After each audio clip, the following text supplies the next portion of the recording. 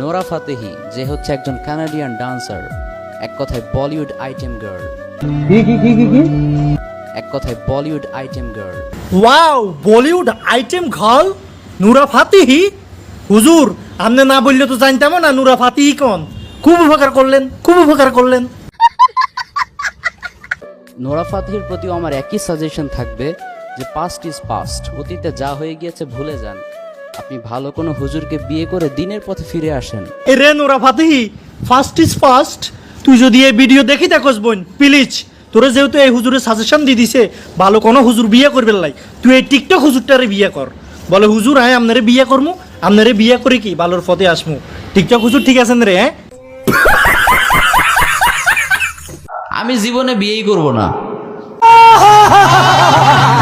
আমি জীবনে বিয়েই করব না। কেন খাজুর আব্দুর, কেন হুজুর আপনি বিয়ে করতেন না কেন?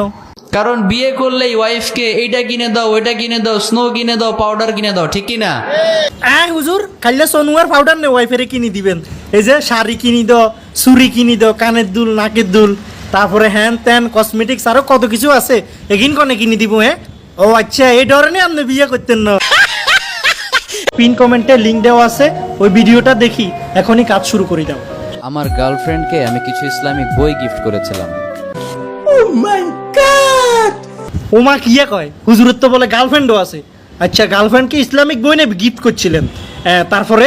আফটার এ ফিউ ডেজ সেগুলো স্টাডি করার পর সে আমার সাথে ব্রেকআপ করে দিয়েছে। সুবহানাল্লাহ পড়বেন না? সুবহানাল্লাহ হুজুর, কারণ সামনে তো সুবহানাল্লাহ পড়ার মতো কেউ নাই, এই জন্য সবার পক্ষ থেকে আমি পড়ে দিলাম। হুজুর আপনার গার্লফ্রেন্ড ব্যাকআপ করে দিছে, একবারে আল্লাহ হেতিরে হেদায়েত দক। এটি দারুণ একটা কাজ করছে হুজুর, কারণ আপনার মতো টিকটক হুজুরের সাথে রিলেশন রাখি তো হেতির ফিউচার অন্ধকার। Life is very short.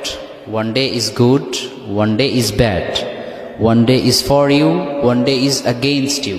Wow, well done হুজুর, ওয়েল ডান। শতানের বাচ্চা তো ইয়ার ইংরেজি ছাড়া কথাই বলে না। হুজুর আপনারা তো হলা হাইনে তোয়ার কজে এই হুজুর ইয়ার ইংরেজি শোনার জন্য আমরা দূর দূরান্তে আসমু, আপনি শুধু ওয়াজের মঞ্চে আসেন। হুজুর এসব টিকটক ভিডিও না করেই ওয়াজের মঞ্চে আসি ওয়াজ করেন, তারপরে আপনারা সবাই আদর যত্ন করবো। হ্যাঁ, relationship is like a butterfly. Relation অনেকটা প্রজাপতির মতো, তুমি যদি এটাকে ওভার প্রেশারাইজ করো it will die. So long lasting রিলেশনশিপের জন্য চেক অ্যান্ড ব্যালেন্স করা শিখতে হবে, এটা মোস্ট ইম্পর্টেন্ট। ইয়া হুজুর, আই এম আন্ডারস্ট্যান্ড। মানে হুজুরের কথা আমি বুঝছি আর কি। রে তোরা কারা রিলেশনশিপ করস? হ্যাঁ, রিলেশনশিপ কি এর মতো বুঝছো না? চেক অ্যান্ড ব্যালেন্স করতে শিখো, প্রজাপতির মতো উড়াইও না। হ্যাঁ হুজুর, তুমি রিলেশনশিপের সংজ্ঞা শিখিল। সাকসেসফুল হওয়ার অর্থ কিন্তু শুধু সরকারি চাকরি পাওয়া না। শুধু চাকরির পেছনে না ছুটে স্কিল ডেভেলপ করা ট্রাই করো, টিকটকে সময় না দিয়ে টুকটাক কাজ করো। এরে হুজুরে টিকটকের থেকে কি করে কেন জিজ্ঞাসে? হ্যাঁ, হোলায়নের কাছে টিকটকে সময় না দি কি স্কিল ডেভেলপ করবেন লাই? নিজে কি করেন টিকটকের? টিকটক ভিডিও করে আপনিও তো ছাড়েন। হ্যাঁ, আগে নিজে ঠিক হন, তারপরে হোলায়নের জ্ঞান দিয়েন।